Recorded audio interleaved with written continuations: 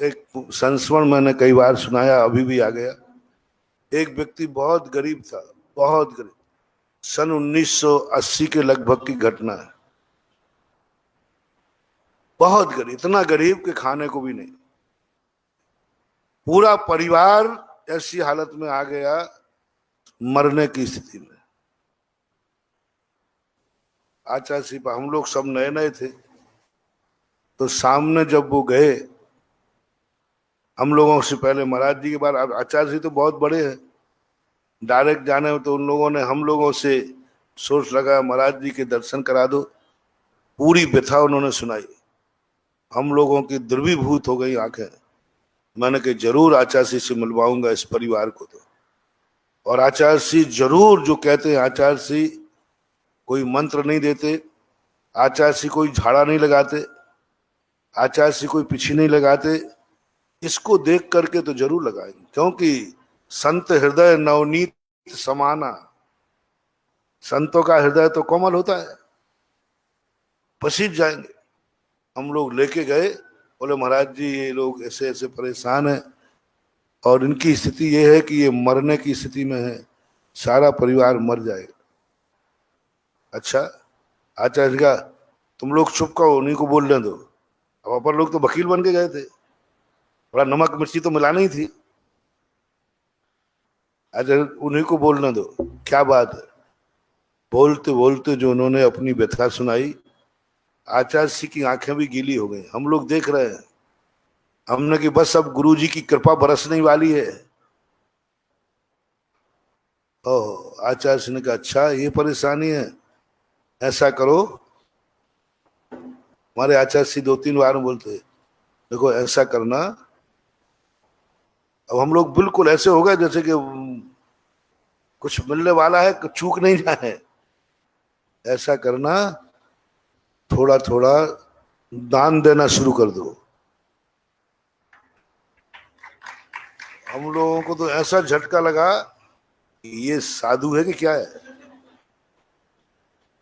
यथार्थ कर रहा हूं, परिणाम बिगड़ गए। हम लोग इतने परिणाम बिगड़े, मैंने कही अपन ने गुरु गलत चुन लिया। ये कोई साधुता है? ये कोई साधुता है क्या? खाने को नहीं, मर रहा है और कह रहा दान दो, दान देना शुरू करो। ये विवेकहीनता है। हम लोग उठ करके तुरंत आ गए। मैंने कि बहुत परिणाम बिगड़े। और वो पट्टा मूर्खानंद कह दिया जी, मन की मरेगा अबे। इसमें हम लोग इशारा कर रहे, खड़े होके बोल दे कि महाराज जी हमारे पास देने को क्या है। हम लोग इशारा कर रहे कि भाई कह दे महाराज जी हमारे पास तो कुछ भी नहीं, मैं क्या दूंगा, मेरे पास तो कुछ है ही नहीं। आप और अपन होते तो क्या करते? खड़े हो जाते। अब महाराज जी हम तो मर रहे हैं और आप दान देवी फिरे दिनों की मारी, पंडा कहें सीधो लाओ। हम तो मर रहे हैं और आप धान की बात कर रहे हो। लेकिन उसने हम लोगों की तरफ नहीं देख करके जी कह दिया। मैंने कि अब मरेगा ये, खाने को तो है नहीं, और दान के लिए कह दिया जी, हाँ कह दिया।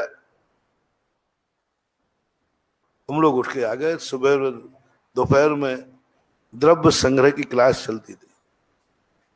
अब हम लोग थे, क्षमा सागर जी 3-4 मुराद, तबाड़ तोड़ प्रश्न किए, तबाड़ तोड़। साधु का हृदय कैसा होना चाहिए, साधु का हृदय, साधु को गरीब के साथ क्या व्यवहार करना चाहिए, जिनके खाने को नहीं हो क्या उनको दान देना चाहिए डांका डाल के। अब आचार्य ने कहा कि ये बेमौसम की बरसात कहां से हो रही है, प्रसंग ही नहीं है।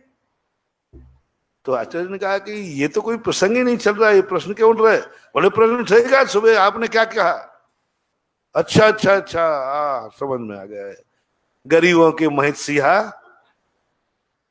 हम तो गरीबों के दुश्मन है ना। हम तो गरीबों के दुश्मन हैं, आप ही लोग हो गरीबों के बड़े दयालु। क्या बात। महाराज जी हम लोगों को बहुत परिणाम बिगड़ गए। आपको इतना कठोर नहीं होना चाहिए। आपको उन्होंने सुनाई थी, आपकी खुद आंखें भर आई थी, और बाद में आपने दान की कह दिया। तो आचार्य क्या करता? मैंने कि पीछे लगाना चाहिए थी। बोले अच्छा, मेरी पीछे लगाने से अमीर हो जाए तो चलो मैं चल के सारे भिखारियों को पीछे लगा देता हूं, और अमीर नहीं हुए तो फिर ध्यान रखना। बोलो। तो मैंने कहा ये तो कोई बात नहीं। एक आध मंत्र देते थे, वो माला फेर लेता, उसका व्यापार चल जाता। बोले माला फेरने से हो जाए तो सारे गरीबों को माला बांटो। तो महाराज जी, इतने अमीर लोग बैठे थे, उनसे किसी से सहायता ही क्या देते? आचार्य जी के पास तो अमीर ही लोग बैठे रहते, घिरे ही रहते हैं। एक ही साधु तो ऐसा है जो अमीरों से घिरा रहता है, गरीब वहां तक पहुंच ही नहीं पाते, है कि नहीं? बोलो ना, हम गलत तो नहीं बोल रहे। मैंने खुद देखा। इन लोगों से कह देते कि इस गरीब की कोई सहायता करो। अच्छा, इन अमीरों के सामने उस गरीब की इज्जत धूल में मिला देते, इस गरीब को अमीर का ऋणी बना देते, कर्जदार बना देते, कर्जदार बना देते, और कितने दिन चला लेता जिंदगी, कितना दे देते, एक दिन के लिए, 2 दिन के लिए, कब तक इनकी जिंदगी चल जाती, और स्वाभिमान भी नष्ट हो जाता। तो हम लोगों ने कहा वो देगा क्या? बोले मैंने तो ये तो नहीं कहा था कि इतना देना है, मैंने ये तो नहीं कहा ना कि इतना देना है। अरे एक रोटी आएगी तो उसमें से एक टुकड़ा दे देगा तो भी दान शुरू हो जाएगा। रोटी खाएगा ना, रोटी, उसमें से एक टुकड़ा भी दान दे देगा तो दान शुरू होगा। दान का यही थोड़ी है करोड़ों रुपया दिया जाए, करोड़ों रुपया दान दिया जाए ये नहीं, शक्ति प्रमाण दान दिया जाए। शक्ति प्रमाण का अर्थ क्या है? हमारे पास 4 दाने हैं, हम 1 दाना दे देंगे। घास की रोटी खाएंगे तो घास की रोटी दे देंगे, क्या बात हो गई? राणा प्रताप ने ऐसा जीवन आ गया कि घास की, देखना चमत्कार किसमें हुआ। सुनो रे गरीब लोगों, कर्जदार लोगों, शास्त्रों की कहानी तो है ही, राजस्थान के राणा की कहानी सुनो। ऐसे बुरे दिन आ गए उनके, घास की रोटी खाना पड़ी, घास की रोटी खाना पड़ी, और द्वारा लौटने का सवाल ही नहीं, कोई बचा ही नहीं था, सैनिक सब चले गए। भाई शक्ति सिंह दुश्मन से जाके मिल गया, भाई भी ने भी साथ छोड़ दिया। जो शक्ति सिंह इनका भाई था वो दुश्मन से जाके मिल गया। राणा ने जिंदगी का अंत कर दिया था, बस हमारी जिंदगी में अब कभी भी राजा नहीं बन पाएंगे, निर्णय हो चुका था। भीलों की बस्तियों में पहुंच गए थे, भीलों जैसी जिंदगी बिताने के लिए मन बना लिया था। मात्र एक घास की रोटी, बर्रू घास होती है मूंग के दाने के समान, जंगलों में बिना बोए होती है, उसको बोलते घास। जब रोटी बनाने लगी उनकी पत्नी, तो राणा कहते हैं 4 बनाना। बोले इतना सा तो आटा बना, 4 बनाना? बोले 4। बोले क्यों?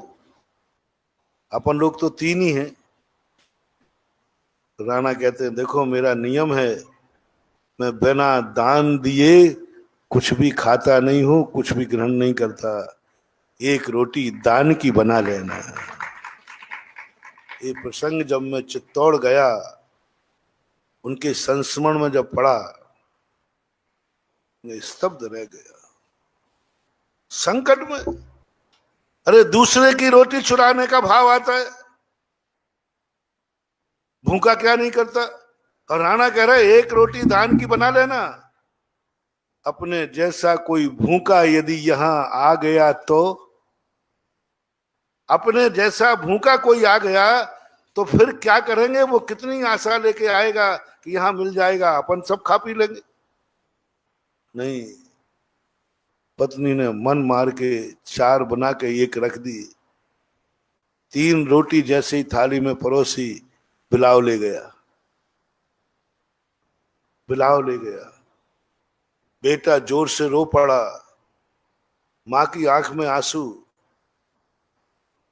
राणा की तरफ देखती है पत्नी, वो एक रखी है, इसको तो दे दो, इस बच्चे को तो दे दो, अपन दोनों भूखे रह जाएंगे, ये बच्चा रो रहा है। राणा कहते नहीं देवी, धान की रोटी नहीं खाना है, शाम को खा लेना। शाम तक यदि कोई आ गया तो बच्चे को गोदी में बिठा करके भूखा सुला दिया राणा ने, थप्पी लगा करके। बच्चे को लोरी सुनाकर, बच्चे को कहानी सुनाकर सुला दिया, लेकिन दान की रोटी नहीं खा रहे थे। चमत्कार देखना, कोई दया करने वाला नहीं था राणा के ऊपर, कौन पूछने वाला था। पासा पलटा, प्रकृति कांप गई। इस परिस्थिति में इसको धर्म ध्यान आ रहा है, इस परिस्थिति में तू दान देने का भाव कर रहा है, इस परिस्थिति में, और बच्चे को भूखा सुलाने को तैयार है। कांप गया ब्रह्मांड, और ब्रह्मांड ने कांप करके और भामा साय को नींद हराम कर दी। भामा साय को हिला दिया, उठ उठ, तेरा पैसा, तेरा धन, तेरा मालिक राजा नहीं है, वो भगवान से, देवता से कम नहीं है। सारी संपत्ति लेकर पहुंच गए भामा साय। आगे की कहानी तो सबको मालूम है ना। ये किसके बदले मिल गया? एक रोटी बोई, एक रोटी बोई, एक रोटी दान का बो करके, और पुनः राणा ने राज्य प्राप्त किया, राजगद्दी प्राप्त की और राजा बन गए, जिनको कभी नहीं आना था, कभी नहीं मिलना था। देखो ये है।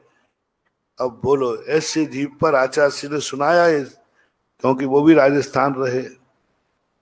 उन्होंने कहा देखो उसका परिणाम है, इनको क्या करना है, उसको दान देना। आचार्य ने बहुत बढ़िया 20-25 मिनट उपदेश दिया। कभी आशीर्वाद का आश्वासन मत देना, इनको आचरण सिखाओ, इनको जिंदगी का प्रैक्टिकल सिखाओ। आशीर्वादों से और मंत्र तंत्रों से कुछ नहीं होना है। इनको धन चाहिए तो धन का दान देना सिखाओ। अब वो दान किसी भी रूप में आए, मंदिर के रूप में आए, शांति धारा के रूप में आए, अभिषेक के रूप में आए, आवास दान के रूप में आए। आप अपने भक्तों को अमीर देखना चाहते हो तो कोई आशीर्वाद का पाखंड मत बताना, मत ठगना इनको। जाओ मेरा आशीर्वाद है, सब ठीक हो जाएगा। ये ठगी विद्या मत सीखना, ये ठगी विद्या है, ठगी विद्या है, धोखा है भक्त के साथ में। इनको दान देना सिखाओ। अमीरी का मात्र एकमात्र रास्ता है दान। आचार्य से समझा दिया, अब गुरु के सामने कौन ज्यादा मुंह लगे, लेकिन समझ में नहीं आई। होगा कैसे, इतनी गरीबी में कहां से देगा वो? हम लोग वही घूम रहा गरीब, तो वो देगा कहां से? मुश्किल से 3-4 महीने होकर के हम लोग मुक्तागिरी की तरफ विहार कर रहे थे, तो एक देवरी गांव पड़ता, वहां पर वो व्यक्ति आ गया। मुश्किल से 4-5 महीने हुए। वो तो कपड़े भी अच्छे पहना था, चेहरा भी ठीक ठाक दिख रहा था, और आज पट्टा हम लोगों की तरफ नहीं आया। अब तो अरे डायरेक्ट इसकी पहुंच हो जाए। हम लोग सोचते रहे कि यहाँ आएगा महाराज जी, आचार्य जी ने वो नियम दिया था, मेरे से नहीं पल रहा है, तो हम लोग आचार्य जी के पास जाके कहेंगे ये है आपका, देखो इसकी ये दशा हो गई। वो तो आया ही नहीं, सीधा आचार्य जी के पास पहुंच गया। हम लोग बिना बुलाए पहुंच गए, उठ के चले गए। देखो मजा क्या होता है। और चुपचाप धीरे पीछे खड़े हो गए। आचार्य श्री के पैर पकड़ के वो कहता है, आचार्य श्री हम आपका आभार मानने आए हैं, हमारे अच्छे दिन आ गए। बहुत बढ़िया चल रहा है, बहुत बढ़िया। बस अब हमारे बच्चों को हम सबको व्यवस्था हो गई है, हम धंधा करने लगे हैं, थोड़ा थोड़ा दान। तो आचार्य ने कहा वो तो सब ठीक है, जो जो वचन दिया था वो पूरा करे। नहीं महाराज, हमने दूसरे दिन से दान देना शुरू किया। पहले हमने थोड़ा सा जो भोजन था मैंने उठा करके एक चिड़िया को आधी रोटी डाली थी, फिर मैंने गाय को खिलाने लगा, और धीरे धीरे आकर के अब मैं मंदिर जाता हूँ, बिना दान दिए मंदिर के दर्शन नहीं करता हूँ। कभी 10 पैसा, कभी 4 आना, कभी 50 पैसा, प्रतिदिन मैं दान देता हूँ। एक भी दिन ऐसा नहीं गया उस दिन से जिस दिन मैंने किसी ना किसी रूप में दान नहीं दिया हो। प्रतिदिन दे रहा हूं। और आज अब तो आप और कहो तो आपके सामने बोल दूं, अरे मैंने कि बड़ा धन्ना सेठ बन गया।